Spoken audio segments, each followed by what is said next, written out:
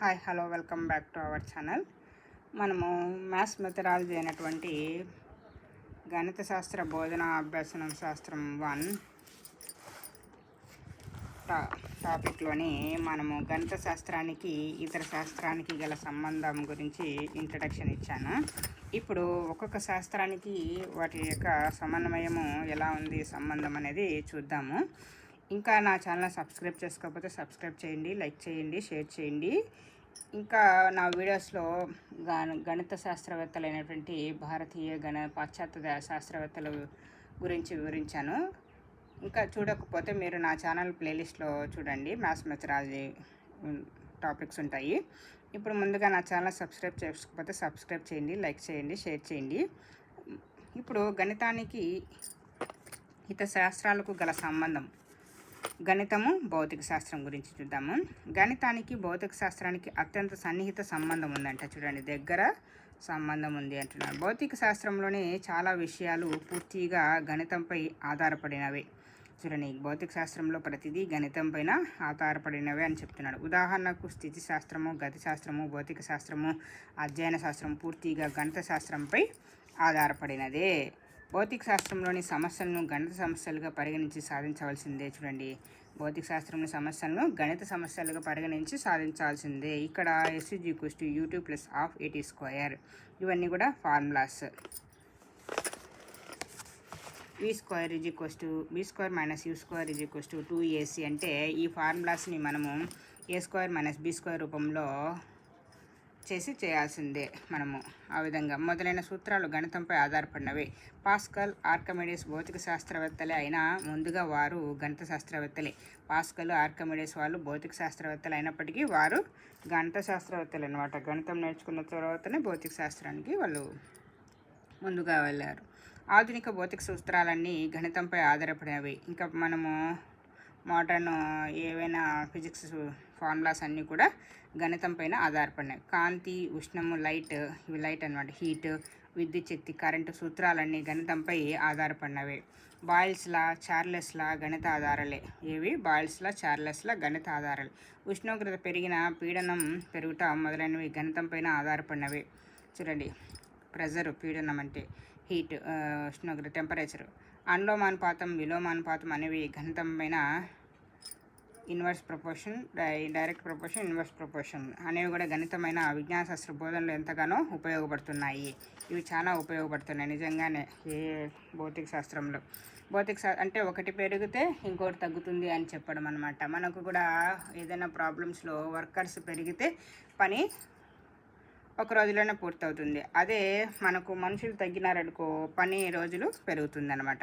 ఈ విధంగా అనులోమానుపాతం, విలోమానుపాతంలో ఉపయోగపడతాయి. భౌతిక శాస్త్రంలోని అన్ని విషయాలు, నియమాలు, సమస్యలు గణితం ఆధారంగానే జరుగుతున్నాయి. వైట్ అభిప్రాయం ప్రకారం ఒక చిత్రకారుని వెనుక ఒక రసాయన శాస్త్రవేత్త ఉంటాడని మనందరికీ తెలిసిన విషయమే. చూడండి, వైట్ అభిప్రాయం ప్రకారం ఒక చిత్రకారుని వెనుక ఒక రసాయనిక శాస్త్రవేత్త ఉంటాడని మనకందరికీ తెలిసిన విషయం.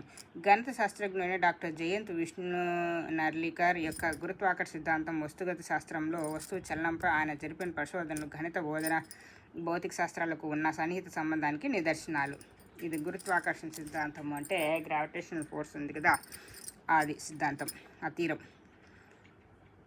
కాంతి పాఠ్యాంశాన్ని బోధించుటకు రేఖాగణిత జ్ఞానము కావాల్సి ఉంటుంది. కాంతి అంటే లైట్, ఇలా రేస్ ఎన్ని కిరణాలు పడుతున్నాయి, ఏం కథ అనేది చెప్పడానికి ఈ విధంగా ఉపయోగపడుతుంది. రేఖాగణిత జ్ఞానం కావాలి. త్రికోణమితి, కలనగణితం మొదలైన గణిత పరిజ్ఞానం భౌతిక శాస్త్ర అధ్యయనంలో ఎంతగానో ఉపయోగపడతాయి. త్రికోణమితి కూడా ఉపయోగిస్తారంట. కలనగణితం అంటే క్యాలిక్యులస్, ట్రిగ్నామెట్రీ.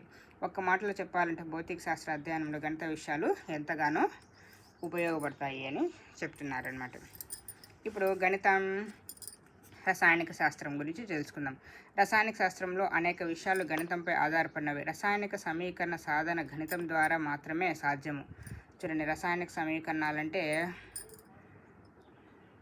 ఈక్వేషన్స్ గణితం ద్వారానే సాధ్యం. రసాయనిక శాస్త్రంలో మూలకాలను తెలుపుటకు మనం గణితమును వాడుచున్నాము. మూలకాలు అంటే కూడా O2, H2 ఇలా ఉంటాయి కాబట్టి నెంబర్సే ఇచ్చేస్తామన్నమాట. ఉదాహరణకు ఆక్సిజన్ O2 అని తెలుపుతున్నాం.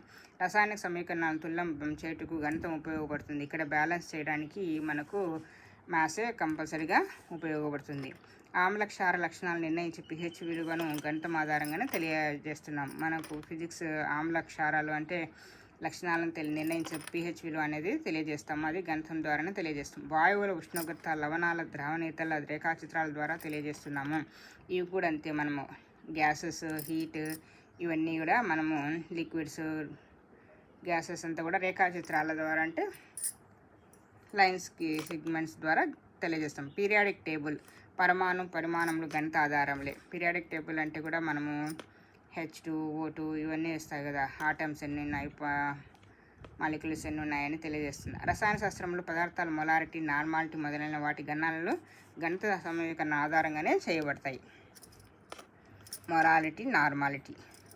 బెంజిన్ ఆకారం షడ్భుజ ఆకారం అనే C6H6 అని గణితం ద్వారానే తెలియజేస్తున్నాం. బెంజిన్ ఆకారం అనే షడ్భుజ ఆకారం అని ఇలా ఉంటుంది. షడ్భుజి బెంజిన్ ఆకారాన్ని షడ్భుజ ఆకారం. దీని యొక్క సింబల్ ఏమి? C6H6 అనే గణితం ద్వారా తెలియజేస్తున్నాం. గాల్లోని వివిధ వాయువుల నిష్పత్తులు గణిత శాస్త్ర సూత్రాలపై ఆధారపడినవి. ఈ విధంగా గణితానికి రసాయన శాస్త్రానికి ఎంతో సహసంబంధం అనేది చెప్పవచ్చు. ఇవన్నీ కూడా బాహ్య సంబంధమైన గణితానికి బాహ్య సంబంధమైన సహసంబంధానికి సంబంధించిన ఇవే అన్నమాట. Thank you for watching. Please subscribe my channel. ఇప్పుడు ఒక క్వశ్చన్ అడుగుతాను చూడండి. మీకు బయట అభిప్రాయం ప్రకారం